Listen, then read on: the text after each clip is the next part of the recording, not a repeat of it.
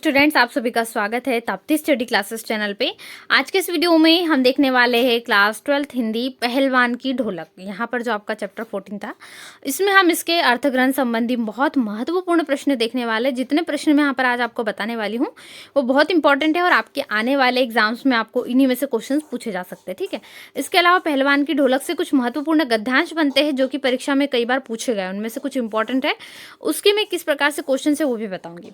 तो यहाँ पर हम पहलवान की ढोलक के कुछ अतिरिक्त महत्वपूर्ण प्रश्न के साथ साथ अर्थग्रंथ संबंधी प्रश्न भी देखेंगे जो हमेशा एग्जाम में पूछे गए हैं, प्रीवियस एग्जाम्स में भी और आने वाले एग्जाम्स में भी आपको हेल्पफुल हो सकते हैं। तो अपने एग्जाम्स की तैयारी के लिए अभी से आपको जुट जाना है और बहुत अच्छे से तैयारी करना है। चलिए शुरुआत करते हैं। जिन स्टूडेंट्स ने यहाँ पर पहलवान की ढोलक की समरी अटेंड नहीं की है, मैंने बहुत अच्छे समरी कवर की हुई है, तो उसकी लिंक डिस्क्रिप्शन बॉक्स में है या फिर प्लेलिस्ट में वीडियो ऐड है, प्लेलिस्ट की लिंक भी है। 12th हिंदी का सारा स्टडी मटेरियल अपलोड है, आप जाकर देख सकते हैं। चलिए शुरुआत करते हैं। इसके साथ ही आप इस सभी विषयों की पीडीएफ डाउनलोड करना चाहते हैं क्लास 12th हिंदी की, बाकी इंपॉर्टेंट क्वेश्चन और आंसर्स की, तो आपको गूगल पे सर्च करना है www.boardjankaree.com, जहां पर आपको पीडीएफ भी इसकी अवेलेबल हो जाएगी। ठीक है, तो आपको boardjankaree.com जैसे सर्च करोगे गूगल पे मिल जाएगी पीडीएफ। चलिए देखते हैं। सबसे पहला पैसेज जो है यानी गद्यांश है। जाड़े का दिन था, अमावस्या की रात ठंडी और काली, मलेरिया और हैजे से पीड़ित गांव, भयान शिशु की थरथर काँप रहा था, पुरानी और उजड़ी बांस फूस की झोपड़ियों में अंधकार और सन्नाटे का सम्मिलित साम्राज्य, अंधेरा और निस्तब्धता।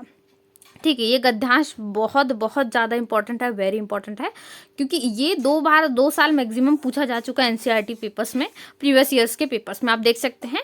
इसके अलावा भी और भी बहुत जगह एग्जाम्स में पूछा गया है, तो आप इसको तैयारी करें। ठीक है, बहुत इंपॉर्टेंट है, इसको तो बिल्कुल भी नहीं छोड़ना। ठीक है, इसके क्या प्रश्न बनते हैं चलिए देखते हैं। सबसे पहला प्रश्न बन रहा है, जैसे जाड़े का मौसम यहाँ पर बताया गया है, तो पहला प्रश्न है लेखक किस तरह के मौसम का वर्णन कर रहा है, और दूसरा प्रश्न है गांव किससे पीड़ित है, और तीसरा प्रश्न क्या है गांव किसके समान कांप रहा है। ठीक है, इसी प्रकार के आपको प्रश्न दिए गए हैं।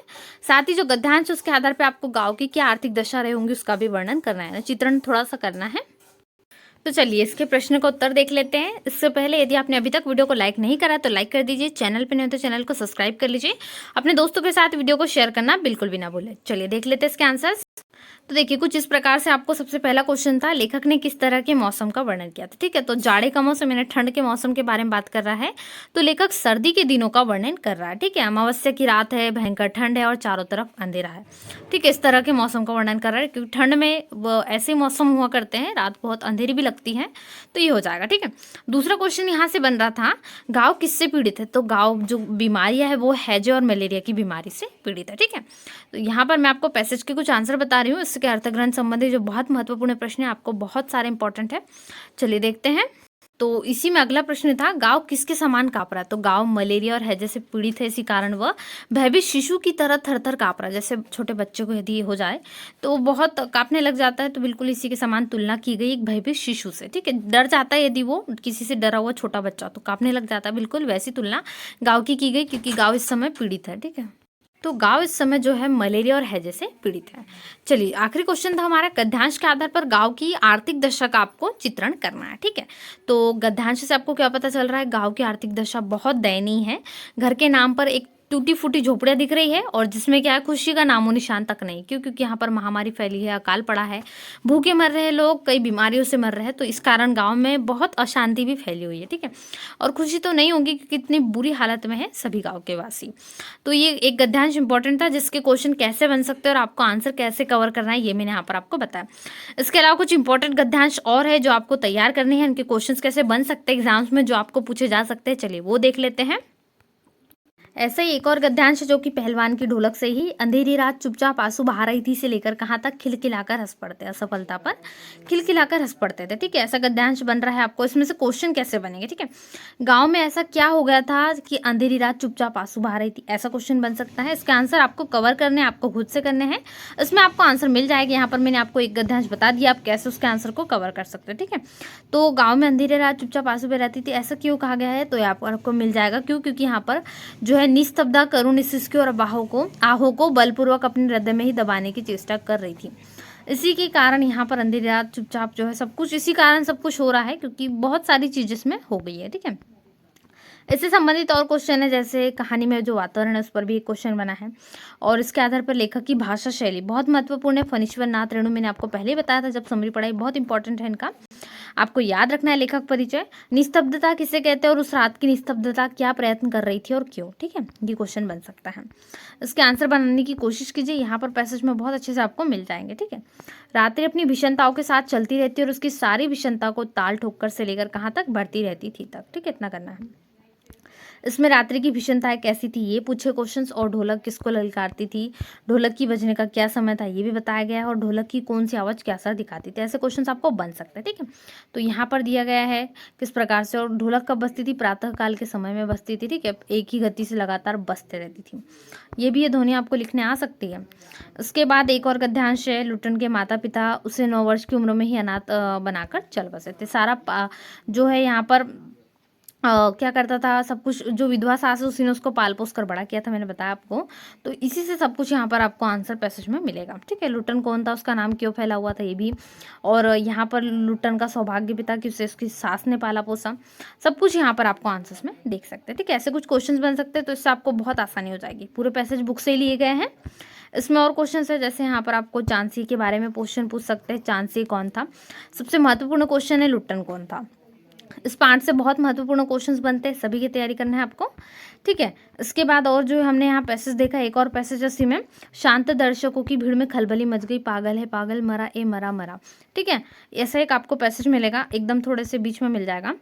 तो इसमें भी क्वेश्चंस बने हैं, इसके भी आपको क्वेश्चंस को कवर करना है। ठीक है, बहुत सारे पैसेज बन सकते हैं एक पार्ट से देखने जाए तो। यहाँ पर भी कुछ क्वेश्चंस इसके बने हैं, जितने चाहे उतने क्वेश्चंस इससे बन सकते हैं, लेकिन इंपॉर्टेंट इनमें से कुछ ही रहते हैं। जैसे लुट्टन की क्रांति दूर दूर तक कैसे फैली, एक इंपॉर्टेंट है। लुट्टन सिंह का विरोध किसने और क्यों किया। ठीक है, सबसे महत्वपूर्ण मैंने आपको बताया यहाँ पर लुट्टन सिंह कौन था। ठीक है, पाठ के यहाँ पर कुछ अतिरिक्त महत्वपूर्ण प्रश्न उत्तर है जो आपको देखना बहुत जरूरी। ठीक है, सबसे पहले महत्वपूर्ण था, मैंने बताया आपको लुट्टन कौन था, उसका नाम क्यों फैला था। तो लुट्टन के माँ बाप उस समय मर गए थे जब वह मात्र 9 वर्ष का था। उसका पालन पोषण उसकी विधवा सास ने किया। उसने झांसी जैसे प्रसिद्ध पहलवान को हराकर राज पहलवान बनने का गौरव प्राप्त किया था, यानी राजा के दरबार में जो रहता है, इस कारण उसका नाम फैला था। ठीक है, तो लुट्टन के कब था, जब 9 वर्ष का, तभी उसके माता पिता जा चुके थे। तो ये क्वेश्चन आपको बन सकता है। उसका लालन पालन किसने किया, तो उसकी विधवा सास ने किया था। ठीक है, ये आपको याद रखना है। चलिए, इसके बाद दूसरा क्वेश्चन है, कुश्ती के समय ढोल की आवाज से लुट्टन पर क्या प्रभाव पड़ा। तो ढोल बजते ही लुट्टन की रगों में खून दौड़ने लगता था। उसे हर थाप में नए दाव पे सुनाई पड़ते थे। ढोल की आवाज उसे साहस प्रदान करती थी, इस वजह से वह दंगल भी जीता। ठीक है, ढोल के कारण उसको, ढोल शुरू से ही था, जब वो कुश्ती करने पहली बार झांसी के साथ उतरा, तब ढोल की जैसे उसने आवाज सुनी, उसके अंदर एकदम से सब कुछ पावर, अतिरिक्त पावर जो है वो आ गई। इससे उसने बहुत जल्दी क्या करा, झांसी को पटकनी भी दे दी। चलिए आगे है, एक महत्वपूर्ण प्रश्न है जो बहुत इंपॉर्टेंट है, कई बार आपको पूछा जाता है। ढोलक की आवाज़ का पूरे गांव पर क्या असर होता था, प्रीवियस ईयर के क्वेश्चंस पेपर में भी आपको ये मिल जाएगा। तो 2 अंक में मैक्सिमम आपको आ सकता है, या 3 अंक के लिए भी। तो सेम तरीके से आप इसका उत्तर लिखोगे कि महामारी से ग्रामीणों को ढोलक की आवाज़ संजीवनी शक्ति की तरह मौत से लड़ने की प्रेरणा देती थी। यह आवाज़ बूढ़े बच्चों, जवानों की आंखों के आगे दंगल का दृश्य बना देती थी, उनके अंदर बिजली दौड़ जाती थी। इस कारण यहाँ पर ये पूरा असर पड़ता था ढोलक की आवाज़ का पूरे गांव पर। बहुत अच्छा लगता था उनको भी, अब उनके अंदर भी शक्ति आ जाती थी, जैसा पहलवान यहाँ पर बजाता था। बिल्कुल ठीक है। चौथा प्रश्न है, महामारी फैलने के बाद गांव में सूर्योदय और सूर्यास्त के दृश्य में क्या अंतर होता था। दोनों में अंतर पूछा गया है। तो महामारी ने सारे गाँव को बुरी तरह से प्रभावित किया था। लोग सूर्यास्त होते ही अपने मृत संबंधियों की लाशें उठाकर गाँव के शमशान की ओर जाते थे ताकि उनका अंतिम संस्कार किया जा सके। सूर्यास्त होते ही क्या होता था, सारे गाँव में मातम छा जाता था। ये सारा कुछ माहौल आपको सूर्योदय और सूर्यास्त में उस समय गांव में, पहलवान के गांव में का पूरा यहाँ पर वर्णन मिल जाएगा। ठीक है, चलिए इसी से 5वां प्रश्न है। तो इसमें 5वां क्वेश्चन है, लुट्टन पहलवान की अंतिम इच्छा क्या थी। तो क्या थी पहलवान की अंतिम इच्छा, कि मरने के बाद उसे चिता पर पेट के बल लिटा दिया जाए, क्योंकि वह जीवन में कभी चित्त नहीं हुआ। इसके अलावा चिता सुलगाने के समय ढोलक बजाया जाए, क्योंकि उसने भी ढोलक बजाते हुए लोगों के आत्मविश्वास को बढ़ाया है, उनके दुखों को दूर करने की कोशिश की, उन्हें हिम्मत दी है। ठीक है, तो ये प्रश्न का उत्तर आपको इस प्रकार से लिखना है। चलिए अब इसके कुछ अभ्यास प्रश्नोत्तर देख लेते हैं, जहां से आपको 2 से 3 क्वेश्चन इंपॉर्टेंट है, अभ्यास के भी कई बार पूछे जाते हैं।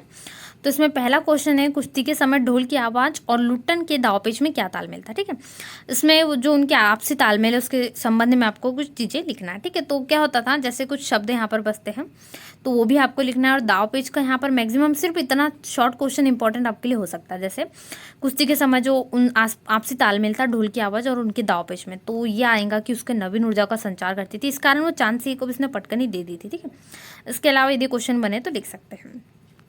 अब कहानी के किस मोड़ पर लुट्टन के जीवन में क्या क्या परिवर्तन आए। अभ्यास प्रश्न हालांकि उतने महत्वपूर्ण आपके लिए नहीं है, परंतु उनमें से कुछ क्वेश्चन ऐसे होते हैं जो आपको आ सकते हैं एग्जाम में। ठीक है, तो इसका क्वेश्चन नंबर 2 अभ्यास प्रश्न में आपको मिल जाएगा। इसके बाद है लुट्टन पहलवान ऐसा क्यों कहा हुआ कि मेरा गुरु कोई पहलवान नहीं, यही ढोल है। ये भी इंपॉर्टेंट क्वेश्चन है। जैसे कई बार क्वेश्चन थोड़ा घुमा फिरा के पूछा जाता है, जो इसकी वाक्य है पहलवान की, लुट्टन पहलवान की, उसको बनाकर क्वेश्चन बनते हैं। ठीक है, तो इसी में यहाँ पर क्वेश्चन है, तो ये उत्तर हो जाएगा आपका क्वेश्चन नंबर 3 का। इसके बाद है गांव में महामारी फैलने और अपने बेटों के देहांत के बावजूद लुट्टन पहलवान ढोल क्यों बजाता रहा। वेरी इंपॉर्टेंट क्वेश्चन है, इसको जरूर टिक कर लीजिए। और ये भी पिछले प्रीवियस ईयर के क्वेश्चन पेपर्स में आपको मिल जाएगा। ठीक है, तो इस समय वो क्यों बजा रहा था, वो देख रहा था लोगों के मतलब प्रेरणा देने की कोशिश कर रहा था, ताकि क्या हो, जिनके भी जो रिलेशन वाले हैं, रिलेटिव्स हैं, या जिनके पारिवारिक जन जा चुके हैं, उनको थोड़ी सहानुभूति मिल सके, उनको प्रेरणा मिल सके। ठीक है, इस कारण वो अपने बेटों के देहांत के बावजूद बजाता रहा, और उससे भी इससे थोड़ी प्रेरणा मिली, क्योंकि वो ढोल की थाप बहुत अच्छे से महसूस करता था, जानता था। ठीक है, इसके बाद ये क्वेश्चन हम देख चुके हैं, ढोलक की आवाज़ का पूरे गांव पर क्या असर होता था, ये अभ्यास प्रश्न में, और मैंने आपको बता दिया, वेरी इंपॉर्टेंट। ठीक है, फिर ये भी इंपॉर्टेंट है, सूर्योदय और सूर्यास्त के दृश्य में क्या अंतर होता था, ये भी क्वेश्चन हम देख चुके हैं। आप चाहे इसको दोनों टाइप से लिख सकते हैं, कोई दिक्कत नहीं जाएगी। ज़्यादा अंक में आएगा तो आपको इतना पूरा लिखना है, यदि केवल 2 मार्क में आया तो आपको सिर्फ जितना मैंने पहले बताया बिल्कुल उतना करना है। ठीक है, अब इसमें ये जो क्वेश्चन है, क्वेश्चन नंबर 7 है, ये थोड़ा सा घुमा फिरा के क्वेश्चन पूछा जा सकता है। जैसे सरकार कुश्ती को फिर से प्रिय खेल बनाने के लिए क्या क्या कार्य कर सकती है, किए जा सकते हैं, ये बहुत इंपॉर्टेंट क्वेश्चन है। 3 क्वेश्चन इसमें बन रहे हैं, लेकिन पूछे इसमें से अलग अलग टाइप से पूछ सकता है। जैसे ऐसी स्थिति अब क्यों नहीं और अब इस कुश्ती की जगह किन खेलों ने ले ली, क्वेश्चन अलग अलग टाइप से पूछे जा सकते हैं। तीनों के क्वेश्चन के आंसर आपको यहीं पर मिल जाएंगे। तो वीडियो को लाइक कर दीजिए, चैनल पर नए तो चैनल सब्सक्राइब कर लीजिए। ठीक है, तो क्या प्रयास किए जा सकते हैं, उसमें आपको ये प्रयासों के बारे में वर्णन कर देना है। इसके बाद आशय स्पष्ट करने के लिए भी एक दिया गया है, जैसे ये भी इंपॉर्टेंट पैसेज है, बहुत इंपॉर्टेंट है, आ भी सकता है आपको एग्जाम में, तो इसको भी आपको तैयार करना है। ठीक है, आशय यानी इसकी कई बार एक लाइन दे देंगे और आपको हो सकता है इसके बारे में थोड़ा डिटेलिंग लिखने आए, तो ये भी आपको तैयार रखना है। इसमें एक पैसेज है, जैसे केवल एक लाइन, मैंने आपको भी बताया, इसमें केवल है अंधेरी रात चुपचाप आंसू बहा रही थी। इसका आशय यहाँ पर मानवीकरण अलंकार है वैसे प्रस्तुत में। इसमें गांव में क्योंकि महामारी वगैरह फैली है और बीमारी भी है, इसी कारण सब कुछ ही हो रहा है, तो ये आ जाएगा। इसके और कुछ आशय जो आपको अभ्यास प्रश्न में मिलते हैं वो इसी में दिए गए हैं। ठीक है, आपदा स्थिति के बारे में है, तो ये ज़्यादातर ऐसे क्वेश्चन नहीं बनते हैं।